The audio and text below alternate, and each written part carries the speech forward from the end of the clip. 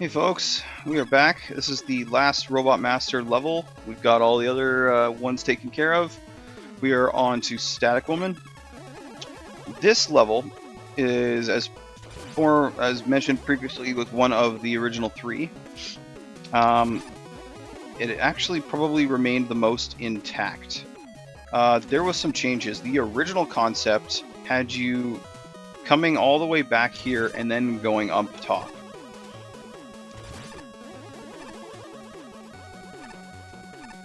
And then those were added in Revision 3, for those who are wondering.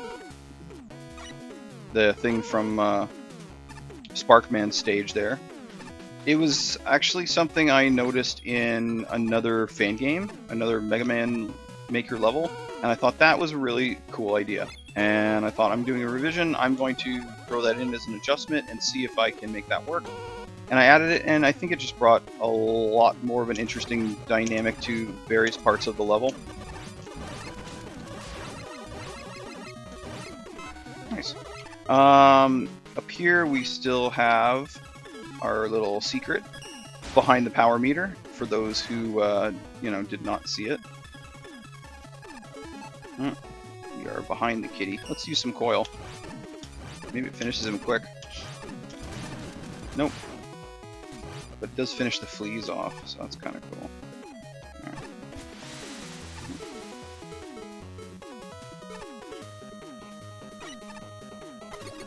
Okay, there we go. And that's how we get up here. And that's just showing you how you get your E-Tank.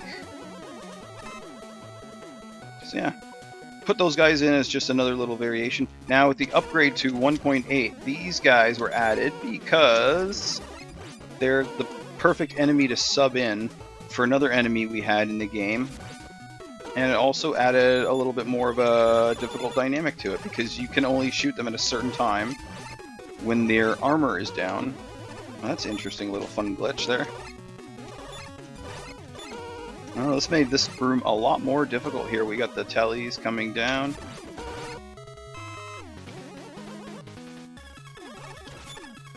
But again, it breaks up the action a little bit, I think. I was thinking that this was a bit too simple, this area before. So definitely this... I'm getting just creamed here by this section. Ugh. And you can't jump too high either because you'll get hit by the electrode there. So this room remains unchanged.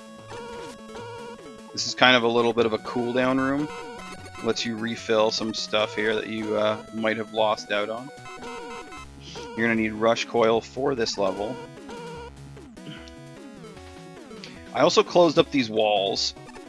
I had it so that they were open, but what I discovered was one of my testers got up here and they knew they couldn't get left or right, so what they did was they equipped Rush Jet and they went all the way up and they got glitched inside basically an empty screen. So I had to make an adjustment to that. And then, again, awesome. Love the invisible markers. So yeah, this level, even though it's been around in mostly its original form for a while, it got first overhauled with those in Revision 3. You can do that down there, or you can go across here. And then these guys got added in Revision 4. And I just thought it was fun. I just liked them. This platforming section has been in since the beginning. Just timing the Yoku blocks. I know you can change the Yoku block colors, but I never bothered with it. Also, I had a spot down here, pardon me, where there was a pit.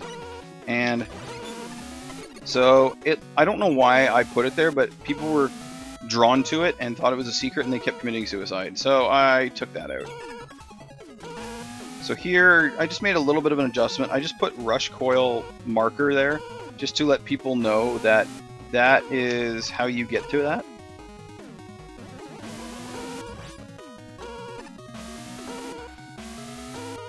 And wait for you to appear. And that's how you get a quick in and out. And this, we'll wait for the Yoku block. And we'll get zapped, unfortunately, just because I was impatient. That's the best way to do it. I just usually leave Rush Coil on while doing this section. Again, this was a much longer level originally. This would have been in the first bit of the level originally. It was just too long.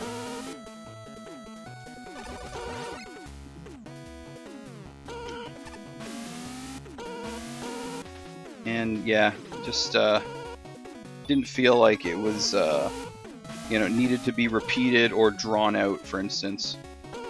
Just let the Yoku block stay here. Get up there. I know a lot of people like to cheese that part with Rush Jet. I don't blame them. You can. That's why I put a lot of these columns up here every now and then to stop them from doing that. But, you know, again, the things you learn from revisions.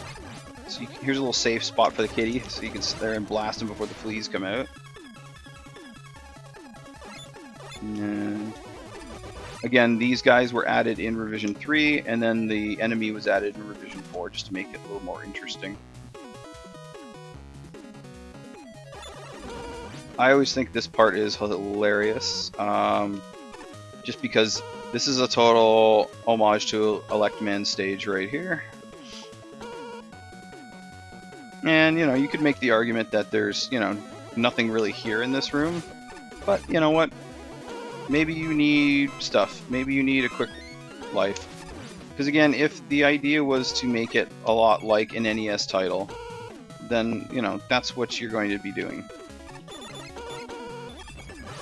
You're going to be fishing for lives, right? So, you know, it's kind of getting rid of what the game is in reality and just kind of sinking into the fact, oh yeah, it's like I'm playing an NES game, so, you know, I am looking for, you know, free men. And again, just having this guy in here. Again, this was also a little bit of an excuse. You could have a farming spot if you needed to, if you really wanted to. I had Tellies there before. It's Tellies or Tullies? I never remember. I think it's Tellies. Anyway, Revision 3 also added this gimmick to the fight, which I thought was a lot more interesting. Now, even though it's not his weakness, I did feel that the tornado hold was great because it knocks him down, and then they can quickly switch and hit him with the burnout weapon. He takes a shot, and then you can take another shot and get him down faster.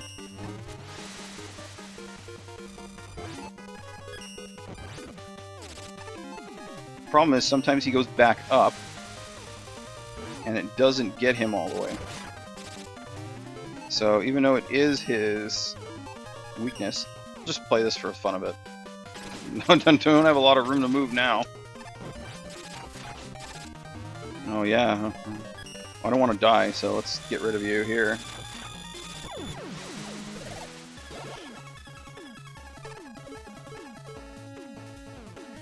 So yeah, basically the biggest additions to this in Revision 4 were the new enemies. And again, I think it's a nice little add-on. It probably does make the level a lot more difficult, but you know what? That's alright.